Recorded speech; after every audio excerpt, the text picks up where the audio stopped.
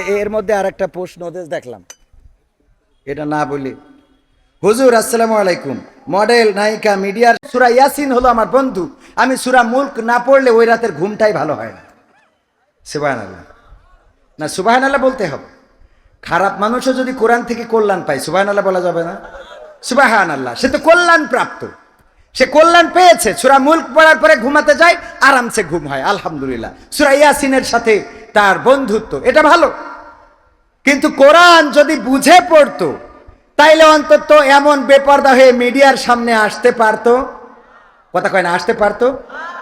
এই কোরআনটা আমরা অনেকেই শুধুমাত্র পড়ার কিতাব মনে করে নিয়েছি, কেউ বা খাটিয়ায় রাখার কিতাব মনে করে নিয়েছি, কেউ বা এটাকে মুখস্থ করার কিতাব মনে করে নিয়েছি।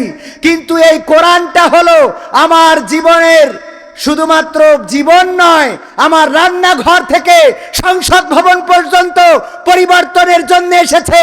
এটা আমরা অনেকেই মেনে নিতে পারি নাই, এই জন্যই আমাদের সমস্যাটা। কথা কি বোঝা গেছে? উনি সূরা মুলক পড়েন, ইয়াসিন পড়েন, এটা ঠিক আছে, কিন্তু মুলক আর ইয়াসিনে যে কি বলেছে এইটা যদি বুঝতো তাহলে মিডিয়ার সামনে এইভাবে আসতো। আব্দুল আলামিন ভাই উদাহরণ দিতেন, এই কোরআন না বুঝার ফল হলো একবার এই যে ভারত আর ইন্ডিয়া খেলা হয়ে গেল না, বাংলাদেশ আর ইন্ডিয়া খেলা হয়ে গেল, ক্রিকেট হয়েছে না হয় নাই? একজন বলতেছে ভারতের প্লেয়াররাই খুব শক্তিশালী, তারা খুব ভালো থাকে। মসজিদের এক মুসাল্লি বলতেছে এই মুসাল্লিটা একটু চোখে কম দেখতো, এই জন্য মানুষে বলে কানা। আর এক ইমাম ছিল পায়ে একটু মানে ওই যে এটা কি বলে ছোট বড়, এই জন্য খুঁড়া ন্যাংড়া।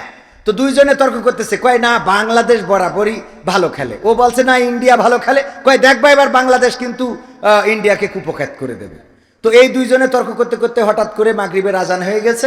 হুজুর বলতেছে এখন তর্ক করে কাজ নেই, চলো নামাজ পড়ে আসি। নামাজ পড়তে গেছে, মুসাল্লি কি কানা, মুসাল্লি কি, আর হুজুর ন্যাংড়া। হুজুর নামাজের মধ্যে তেলাওয়াত করতেছে, ওয়া কানা মিনাল কাফিরিন। কানা বলছে হুজুর তো জন্মের খারাপ। ক্রিকেট খেলা নিয়ে তর্ক হলো চায়ের দোকানে, আর মসজিদে নামাজের মধ্যে দিয়ে আমার কাফের বানাই দিলে। হুজুরে কি খারাপ, আমি কানা কাফের, সামান্য ক্রিকেট নিয়ে তর্ক বিতর্ক করলাম তাই। আচ্ছা হুজুর আজকে মাফ করে দিলাম, আপনি হুজুর আপনার তো আমি আসলে এইভাবে কিছু বলা ঠিক না, এরপরে যেন কোনোদিন দয়া করে বলবেন না, মনে মনে বলতেছে আর কি। তো আবার যেদিন হুজুর তেলাওয়াত করেছে ওয়া কানা মিনাল কাফিরিন, কানা বলছে হুজুর আমার ধৈর্যের সীমারেখা, বর্ডার ক্রস করি, ভারতে বঙ্গবন্ধু শেখ হাসিনার, এই বঙ্গবন্ধুর কন্যা শেখ হাসিনার কাছে চলে গেছে। কি হয়েছে?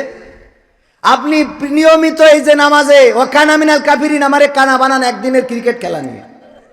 আপনি ইমাম, আপনার পড়ার অধিকার আছে, কিন্তু আমি মুসাল্লি, আমার যে আল্লাহ কোনো পাওয়ার দিনি তা কিন্তু না। আমি মুসাল্লি, আজকে লুকমা দিচ্ছি আল্লাহু আকবার ওয়া খুড়া মিনাল ফাসিকিন। আমি কানা কাফের হইলে তুমি খুড়া ফাসিক। তার মানেটা কি? ও কোরআন বুঝেছে? কথা কয় না, কোরআন কি বুঝেছে? এই মানুষগুলো কোরআন বোঝে না, কোরআন থেকে সুবিধা নিতে চায়। কোরআন পড়লে, যেমন কোরআন আমার মাননীয় প্রধানমন্ত্রী দিনের শুরু কোরআন না পড়ে কোনোদিন করেন না, কোরআন পড়েই দিনের শুরু করতেন।